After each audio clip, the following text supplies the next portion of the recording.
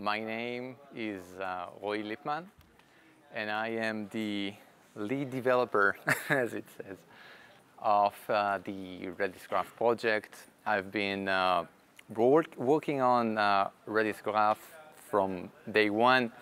The project itself has been in development for the past 2 years now. And this talk is going to do a deep dive, and we're going to look at some of the internals of what's going behind the scene when RedisGraph is processing a query. So this is not going to be a general talk about what graphs are and about the query language. We're going to do a technical discussion or technical presentation of some of the internals. So let's do a really quick overview of what's going on when a query is presented. So we will start at the very beginning when a query is sent to the graph database, and we will go through all the way until the result set is finally produced. This talk will specifically focus on one area, which is the execution plan construction and what is basically an execution plan running an execution plan.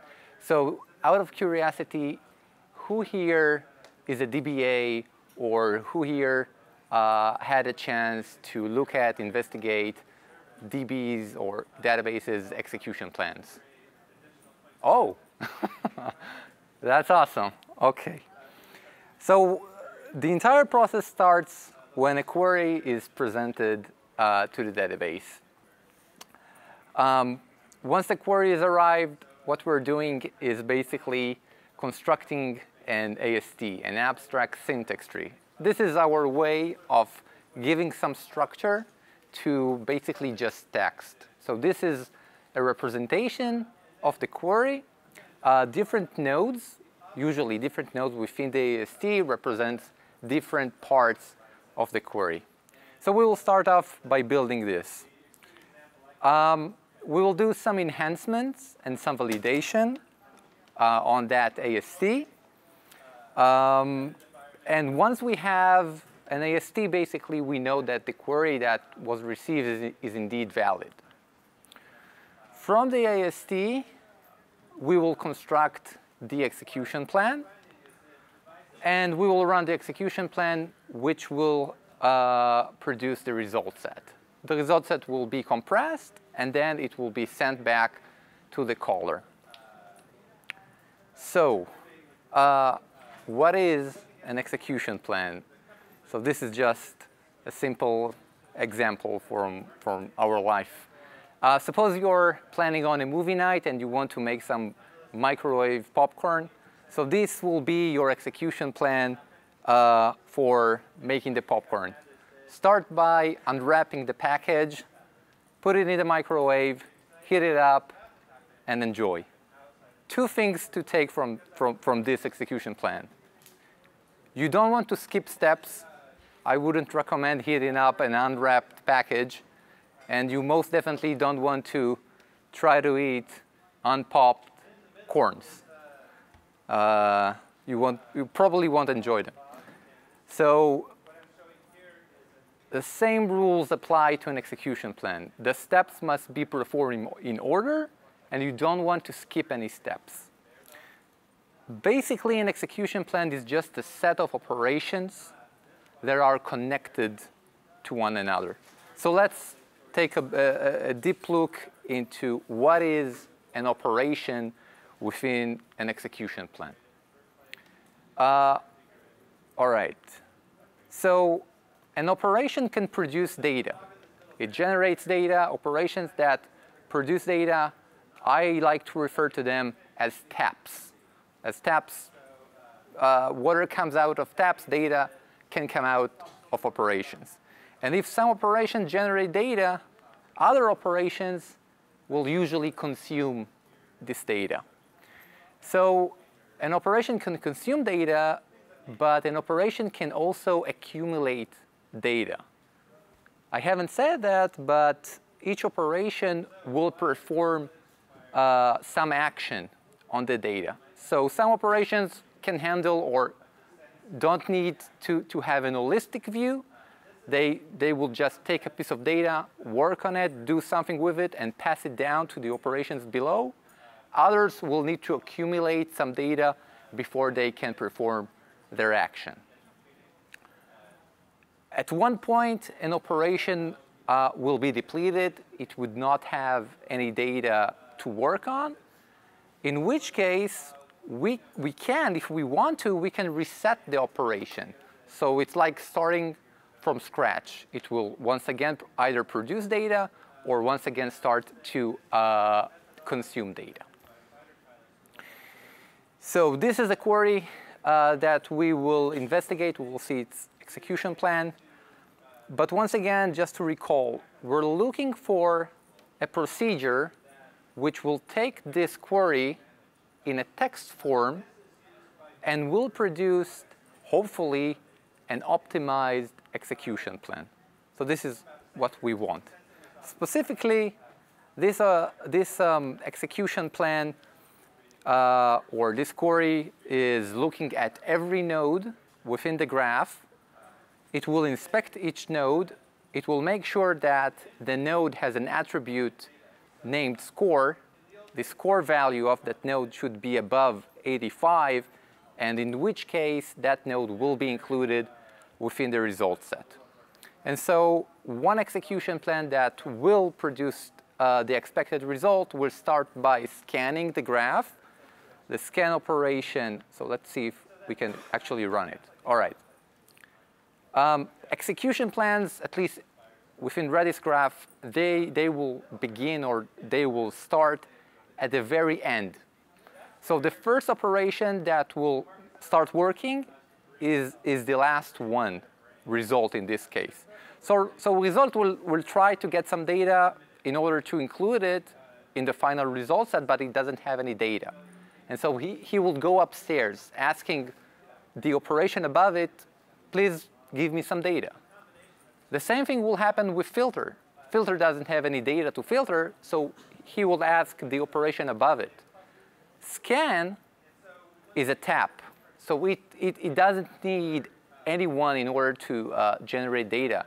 It just has a reference to the graph object, and it's just taking one node at a time, and it pushes down that node to the operations below it. So it got a node, it passed down the node to the filter, and now it's the filter time to inspect that node to see if indeed the score is above 85. In which case it does not, and so the filter will go up again and would ask the scan operation, give me additional data. Scan was able to produce another node. This time the node passes the filter, and so the node gets moved down to the last operation, which is result, and so that node will be included in the final result set. And once again, result will try to get some data, and so we're going up. Filter doesn't have any data, go up. Now scan is depleted. There are no more nodes within the graph. And once scan is depleted and we're not resetting it, the entire execution plan is depleted. And execution ends, result set is sent back to the caller. RedisGraph focuses on producing optimized execution plans. As we will see soon, there are a number of different execution plans that can be run in order to get you the results that you're after.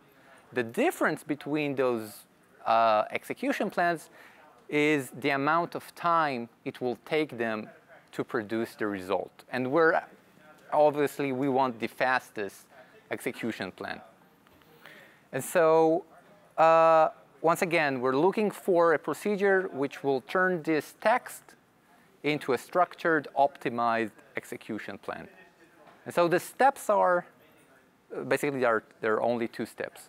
Start simple.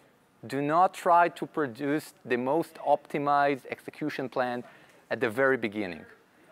Produce the naive execution plan, and then optimize. So this is what RedisGraph is currently doing. So let's see how a naive execution plan is produced. This is the query that we'll be working with. It tries to find X is a person. So find me all of the persons in the graph who have visited some state. Make sure that the state population is above 9 million. Make sure that every record within the result set is distinct. Give me the number of states which have been visited by a given person, and then please sort or order this result set by the number of visits. Right? Make sense? OK, good. So we start simple.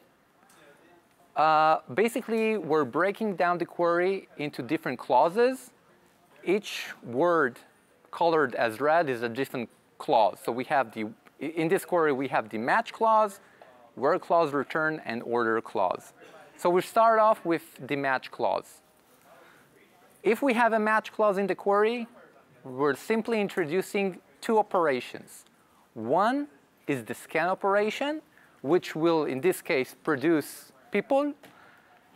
And we will follow up by a traversal operation, which will go from a person to a state visited by that person. So these are the two first operations that we include. Next up, whenever we see a where clause, we simply introduce a filter operation. And the criteria specified in the where clause is being inspected and applied by the filter operation. Return is simply translated into either a projection operation or an aggregation operation, depending if there is an aggregation function within the return clause. In which case, we do have an aggregation function, and so we will use the aggregate operation. Return also included distinct, and so distinct is simply we have a distinct operation, and order by is performed by a sort operation. And so this is our naive execution plan for that query. I believe that we have about 20 different operations currently implemented. And so let's have a quick look. Let me see if I can turn to my demo. Can everybody see this? Do I need to maybe enlarge? OK. So what I've done here is I've got a number of RedisGraph versions already compiled. Each one of them has some optimizations enabled. But we will start with a version of RedisGraph which doesn't have any optimizations. OK. So right now we have RedisGraph loaded.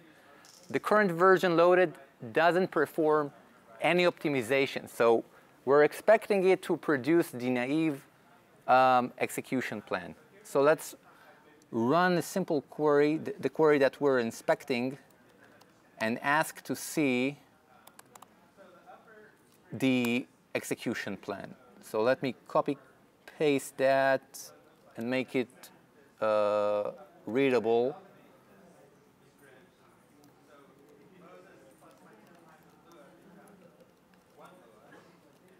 All right, so this is the execution plan which was produced by the naive version. We start off by the scan operation, followed up by traversal, filter, aggregate, distinct, sort, and finally produce the result set, which is what we've got here. Yeah, so let's run it.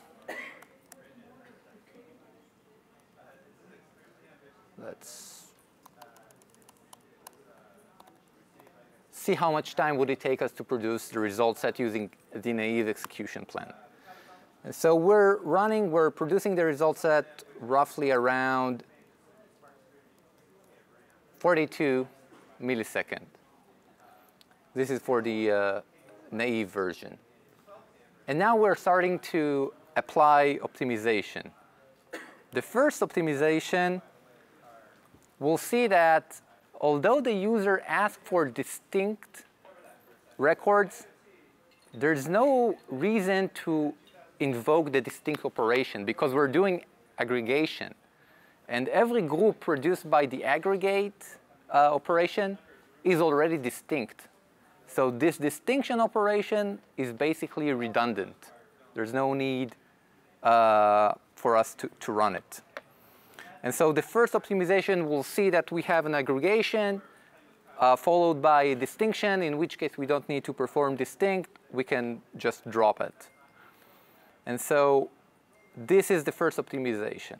So let's see if removing distinct would have any effect on the latency.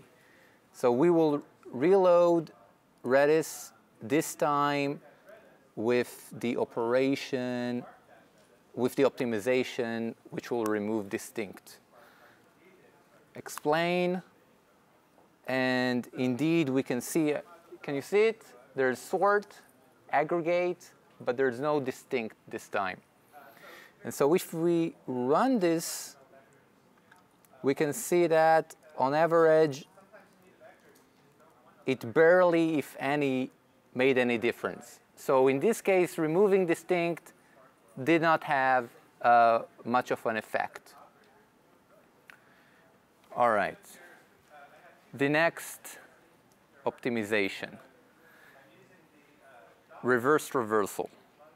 And so if we remember, X here represents a person. And we're inspecting every state that that particular person has visited. And we're trying to see if the state has a population which is above 9 million.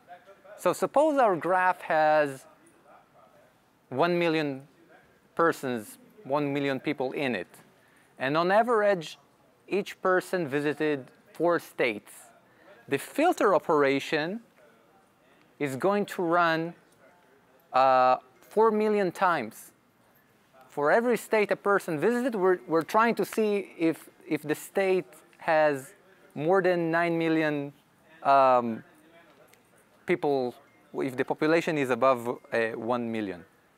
But if we reverse the pattern, if we would instead start with scanning states, we will only apply the filter. We will be able to move the filter right after scan. We will only perform 52 filters, and then we will ask, instead of who visited which state, we will go from state to the people who visited it. So this is the next optimization that we will perform. So let's see if that made any difference.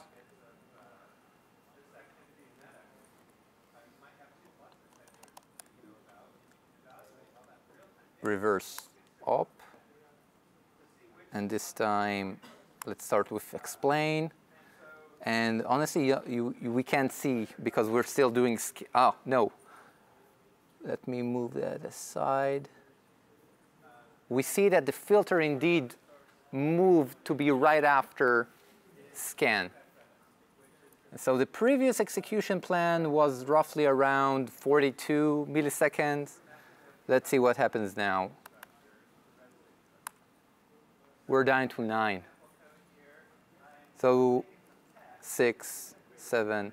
So from all of the optimizations, and I believe there's only one more left, this is one of the most significant optimization that we can do. Right. So a little bit about traversals. This is a detour we currently we'll look at how RedisGraph performed traversals. We will return to the execution plan. So let's focus on an actual traversals. So consider the following. We want to find for every A node to which B node it is connected via edge of type X. We can think about it as A being a person, B being a state, X is the visit relation, and then we can think about C as being another state, and Y is the relation neighbor. So for every person visiting a state, give me the neighbor state of the state that the person visited. All right, so let's focus on the actual search pattern. Person visited state. So in RedisGraph, connections are represented by matrices. And so we would have a dedicated matrix which will connect every person to every state it has visited. A here represents a person, so I would like to refer to A as the row domain. So the row domain are people, and the column domain are states. So for example, if this is a 3x3 matrix, we can say that person with ID 2 has visited state with ID 2.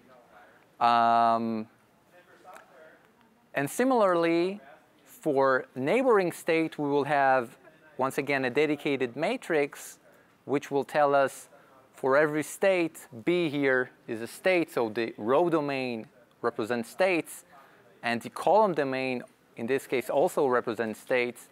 So if California is state with ID 3, and Nevada is a state with ID 2, then we can see at the third row, second column, that indeed California is a neighbor city of Nevada. And once again, we want to find for every person, the state that he has visited, their neighboring states. And as it turns out, to perform these traversals using matrices, all we have to do is to perform matrix multiplication.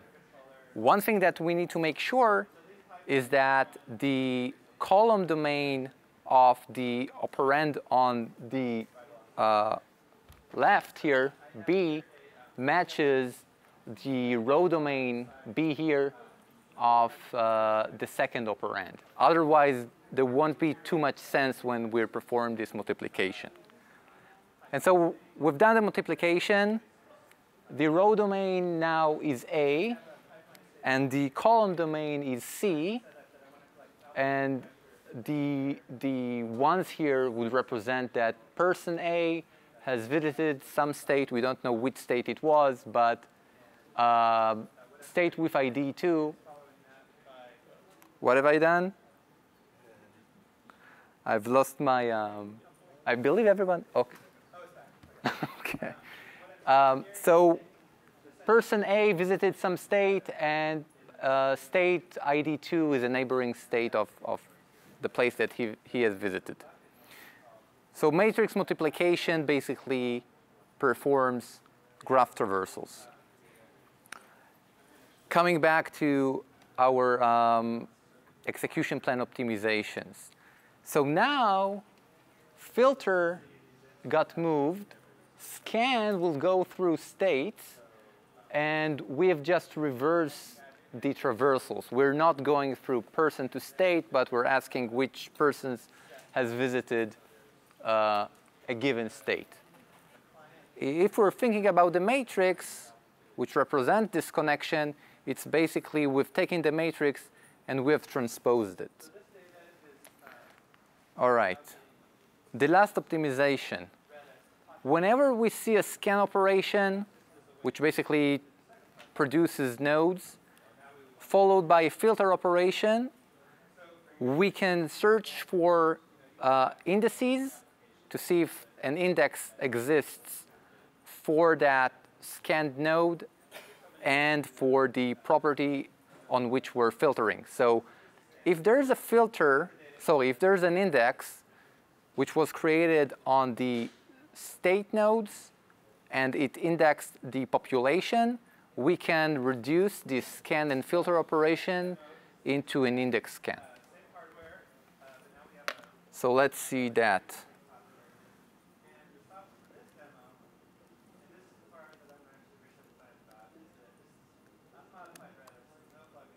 Index. And let me make sure that indeed I have the index up and running. Node by label scan. I don't. Let me create the index. I should have the index. Here it is. So this query will create the index over the question, label, and score.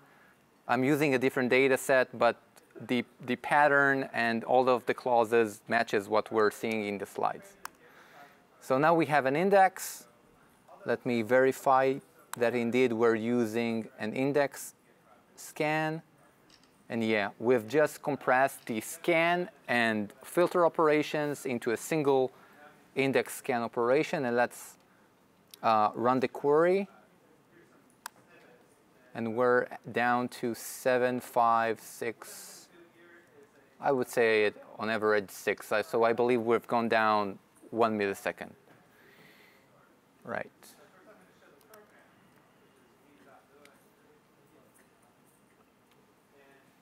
All right. So to summarize, we've started off with a naive execution plan, which gave us about runtime of 46 milliseconds. We've removed some redundancies, which was the distinct operation, which barely made any difference. After that, we saw that we can reverse our search patterns instead of inspecting every person in the graph, seeing which state it visited, and then filtering the states. We said it would be much faster to just inspect those 52 states, perform the filter, and then see who visited those states who passed the criteria. And lastly, we've created an index over the state population, and so the index will only give us states with population over 9 million, and that shaved off, I believe, just 1 millisecond. Right. We have some additional time, so if there are any questions, so feel free. I believe you would need the mic, and I need to put on the headset.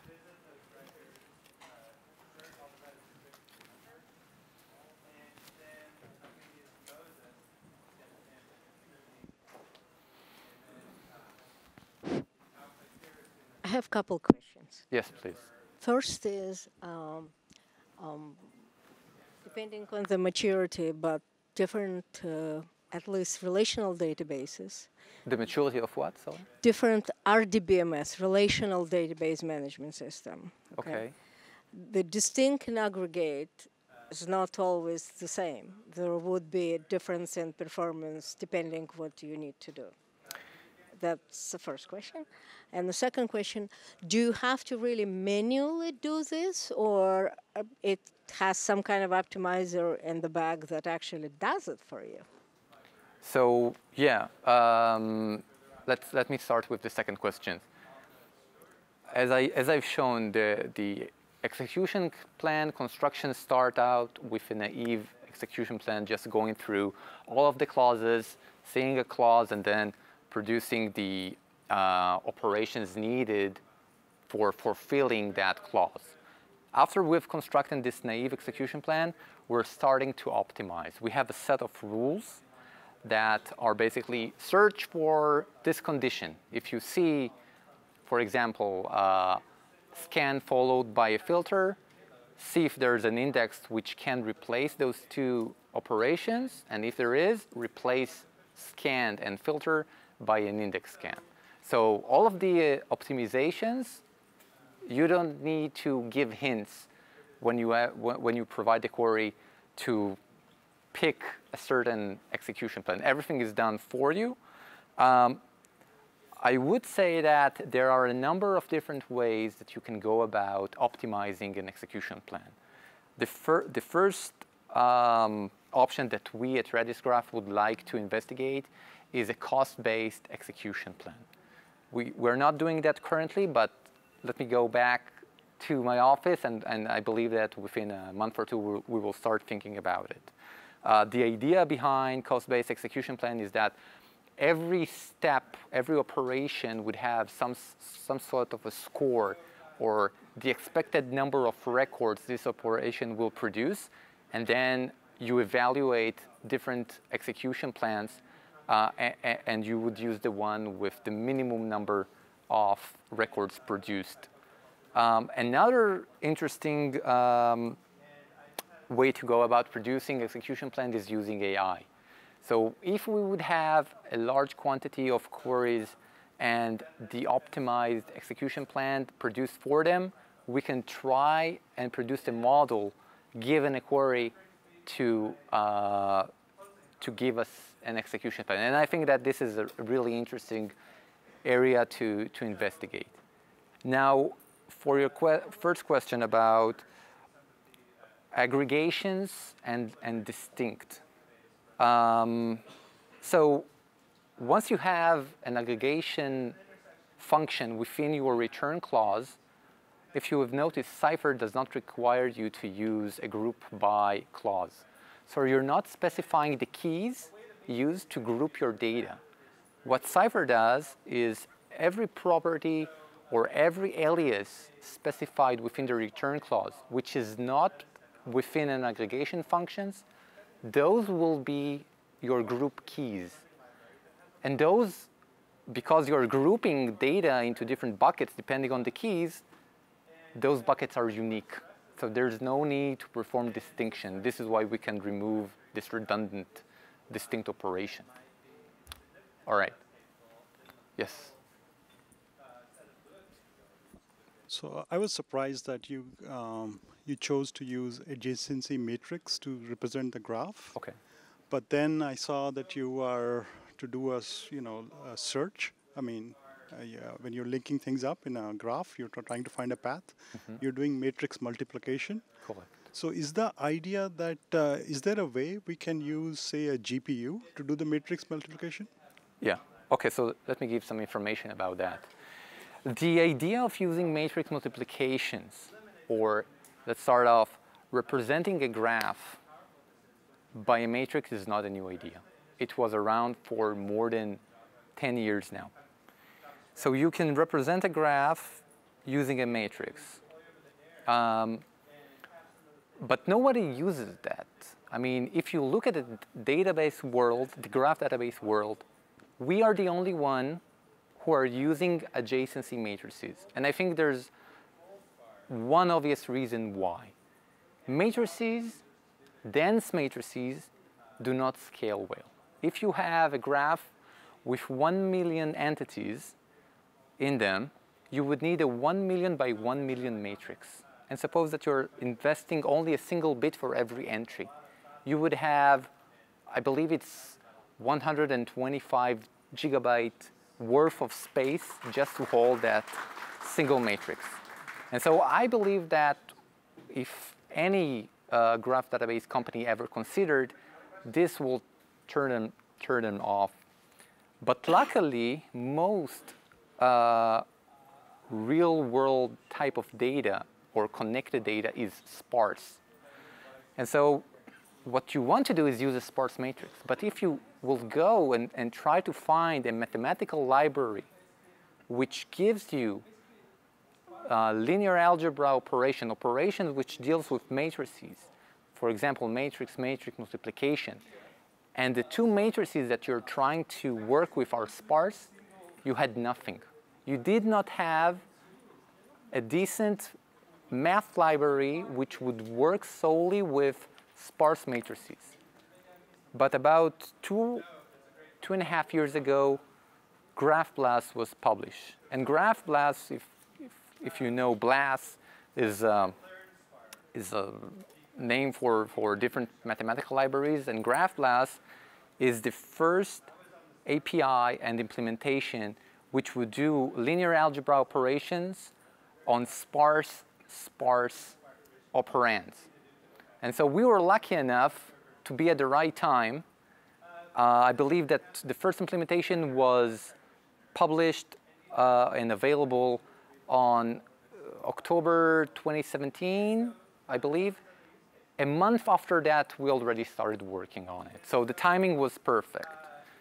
And the idea of traversing the graph by performing matrix-matrix multiplication is also described in a book about, the book was one of the authors is Jeremy Kapner, who works at MIT, and he showed the mapping between different graph algorithms and linear algebra operations. And so we had the ideas, we had the theory, but now we have the actual mathematical libraries to work with. So the entire difference was we know how to do stuff, but everything is implemented on dense matrices, and we need sparse in order to scale this. Yeah.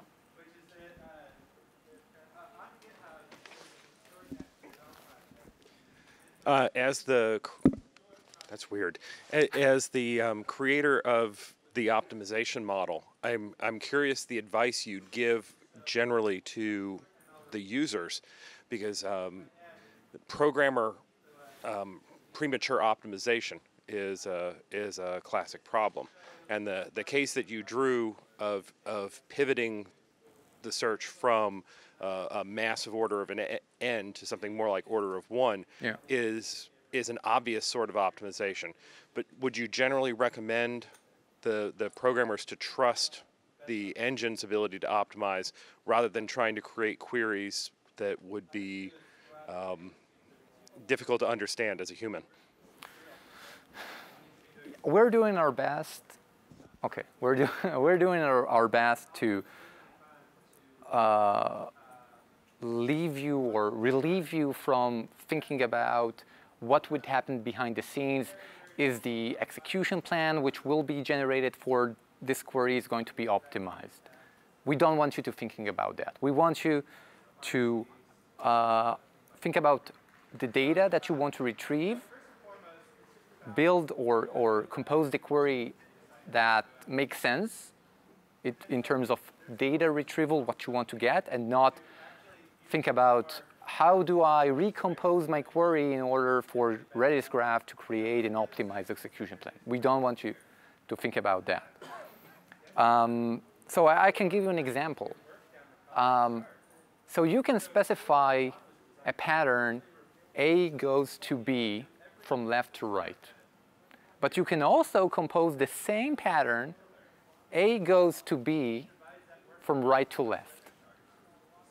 I would expect native English speakers, those who write from left to right, to use the left to right pattern. My native language is Hebrew, and Hebrew is written right to left. And so the way that RedisGraph used to work before another optimization, which I haven't shown you, is whenever a pattern is described right to left, we used to inverse the matrix and transpose the matrix. And matrix transpose is an expensive operation. And so we had some customers complaining about, listen, when I go left to right, it works fine, but if I go right to left, things start to slow down. And so we introduced that optimization. We're looking at a pattern.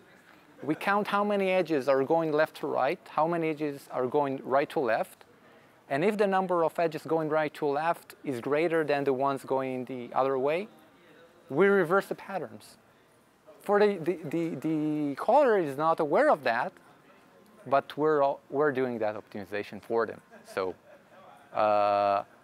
whenever you are running a query and the performance doesn't look too great, you can run graph.explain, give the same query, you would get the execution plan, and you can start investigating.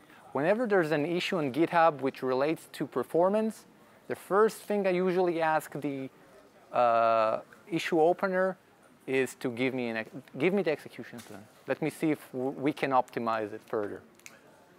Sure. Yes, please.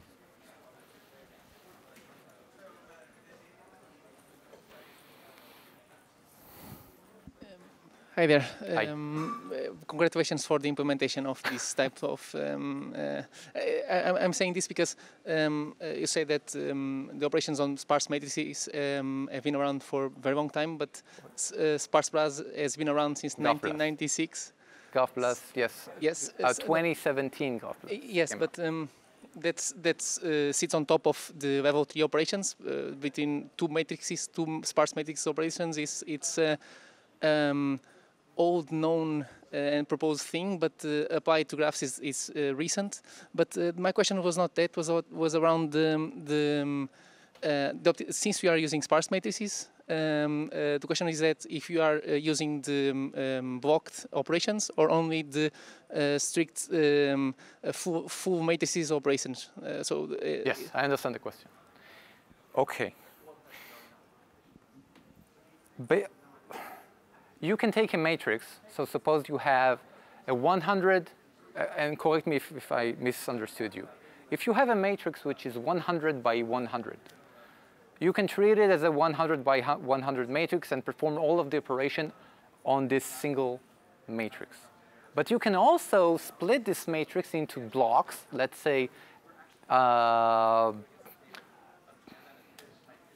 by 20 blocks, and then whenever you're performing multiplication, you can work with individual blocks and multiply those in parallel, for example. Currently, we're only working with a single block, so an entire matrix. The thought about switching to block matrices was brought up a number of times. There are a number of good reasons why to do it. One of them is matrix updates. So whenever we need to insert or delete a connection, we need to go and update the matrix. And updating very large matrices, millions by millions, takes time. And so if we were to split this huge matrix into small blocks, performing updates, turning a single bit in some entry on or off, would be much faster. Also, we can take advantage of doing multiplication in parallel. So there are a number of good reasons why we want to move, and GraphPlus gives you the ability to introduce custom data types, so you can have an entry within your matrix, which is basically another matrix. So we're looking into that. GraphPlus needs to catch up. There are a number of things which are missing before we can implement that, but there are there are other ways for us to split a matrix up, not using GraphPlus user-defined data types. Now, for the question of running different matrix operation on GPUs, there's currently work in the making. Tim Davis, who is the implementer of GraphPlus, he has a package name SparseSuit. So there are a number of implementation of GraphPlus, but Tim Davis one is the most complete. So he's currently working on performing matrix multiplication and different matrix operations running parallel on the CPU. This should come out pretty soon. But this year, he should be started working with NVIDIA to run different matrix operations on the GPU as well using QSparse, I believe. Any other questions? Yes. Way in the back. I think this will probably have to be the last This one. is the last, yeah, we're running out of time.